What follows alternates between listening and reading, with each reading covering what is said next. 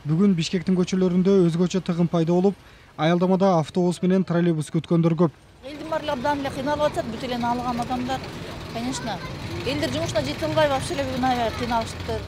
1 апрелден тарта өкмөттүн жүк жана жүргүнчү ташыгандар милдеттүү түрдө камсыздандыруу полисин алышы керек деген токтому күчүнө кирди. Мындай камсыздандыруу полиси жок болсо 500 сом өлчөмүндө айып пул салынары же унаасы айып төлөөчү жайга токтотулары эскертилген. Бишкекте жүргүнчү ташыган маршруттук унаалардын айдоочулары мына ошого нааразы болуп иш таштады. Оң жагына чечип берет деген жакшы үмүттөбүз биз.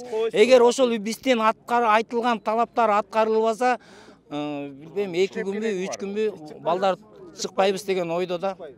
Бишкек мэриясы айдоочуларды ишке чыгууга чакырып, сүйлөшүүлөр жүрүп жатканын билдирүүдө. Буга чейин сөздөр биз ар бир перевозчиктер менен, айдоочулар менен бул иштерди алып барып жүргөнбүз.